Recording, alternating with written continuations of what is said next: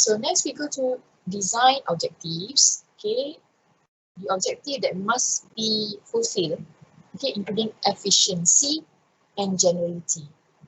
So efficiency is a major effort in I/O design. It is important because I/O operations often form a bottleneck. Okay, we must use the machine, the computer machine, in an efficient way. Okay, we have to somehow avoid it from bottleneck. Okay, however, most I/O devices are extremely slow compared, okay, to the main memory and the processor.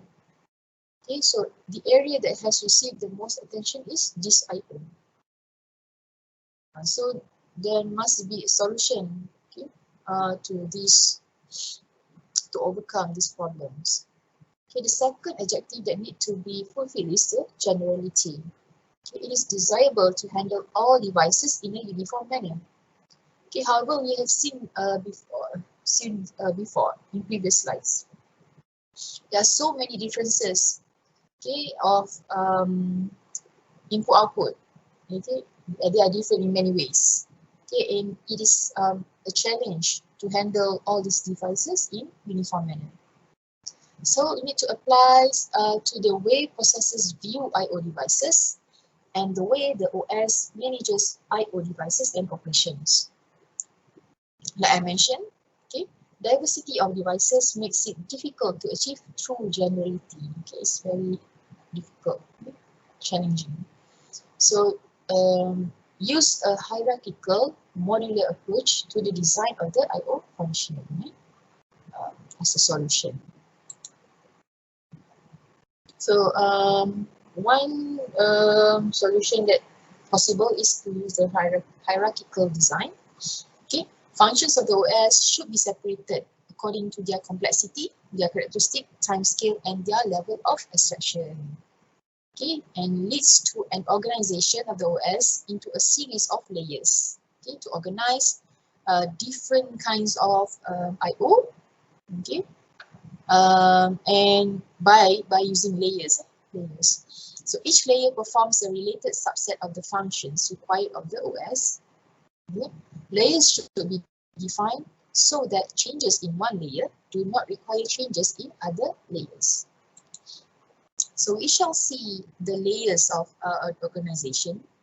Okay, this is a model of I/O organization where we can see there are three different organizations here. So the first organization refers to the local peripheral device. Okay, meaning that for any devices such as your keyboard, okay, okay, and so on, scanner, right? And you can use this kind of organization. Okay, where between user processors and hardware, there are logical I/O, okay, device I/O, and also scheduling and control layers. Okay, and for communication ports, okay, the communication architecture, okay, layer is handled here, right? And for file system, okay, this is a file system. Okay, between user processors and hardware, there are many layers here, including directory management, file system, physical organization, device I/O, and scheduling control. Okay, basically these will be covered in the last chapter in file management. Okay, buffering. Okay, what is buffering? Okay, perform input transfers in advance of requests being made and perform output transfers sometime after the request is made. Okay, that is buffering. So the devices, okay, can be categorized into two types, okay? Two kinds of devices: the block-oriented device and stream-oriented device. Okay, these are the way data are organized, whether it is in blocked or in stream.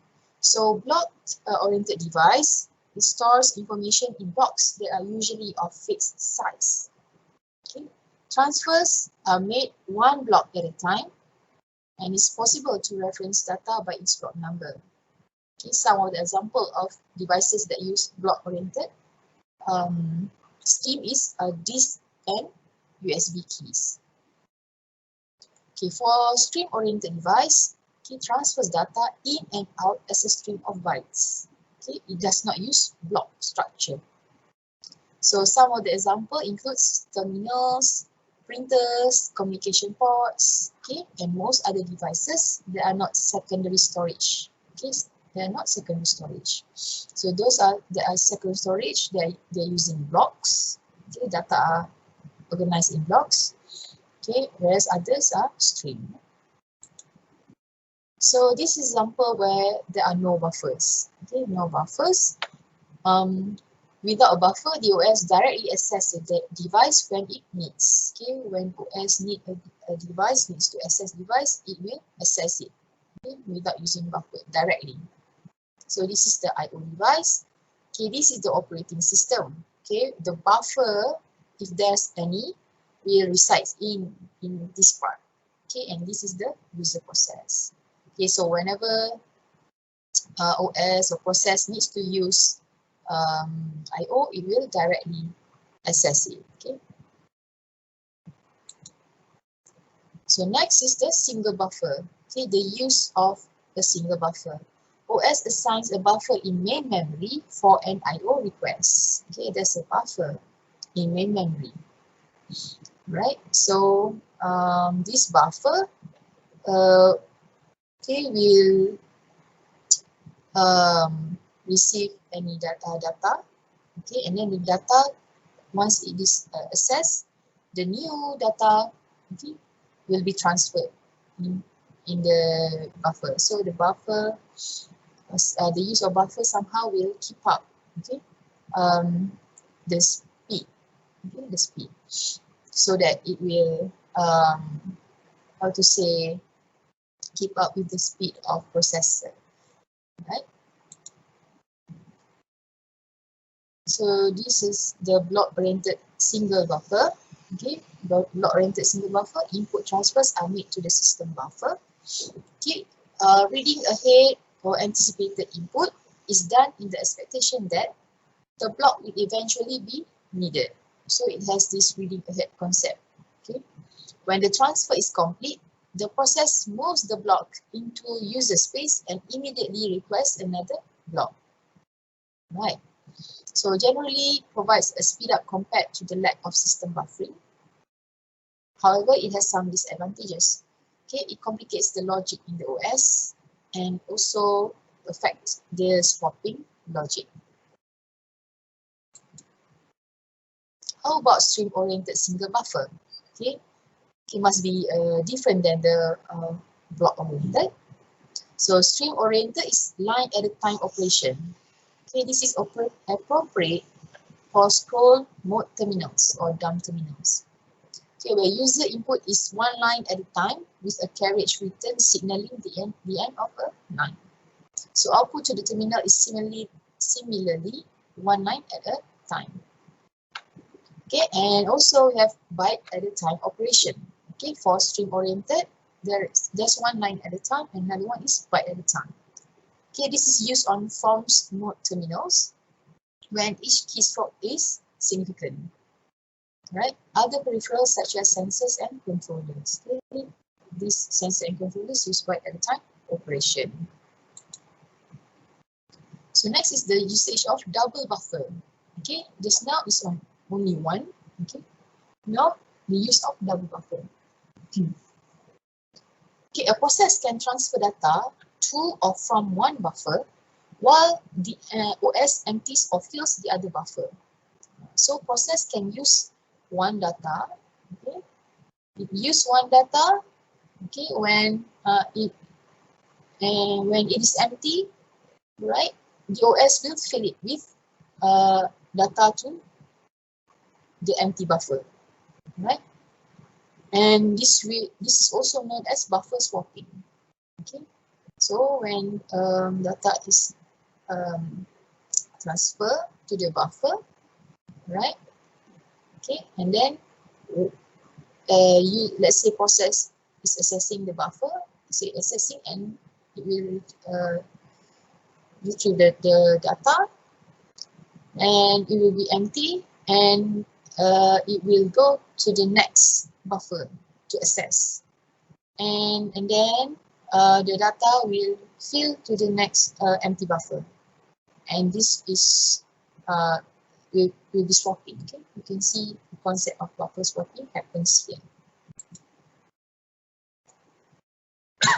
And finally is the circular buffer. Okay, 2 or more buffers are used. Okay, if it's only 2, we call it as a double buffer, but if 2 and more, circular buffer. So each individual buffer is 1 unit in a circular buffer. Okay, and this is the circular buffer. Okay. Used when I/O operation must keep up with process. Okay. So this the utility of buffering. Okay, the good thing about buffering is it smooths out peaks in I/O demand. Okay, if there are many lot of I/O demands, it will smooth out the peaks. Okay, however, eventually when all buffers become full, okay, their advantage will lose. Okay, the advantage of buffering will lose. It will never can how to say keep up with the speed. Okay, when there is a variety of I/O and process activities to service, okay, buffering can increase the efficiency of the OS and the performance of individual processes. Okay, so this is the significance of using buffering. Okay, it can increase the efficiency and also the performance of individual process.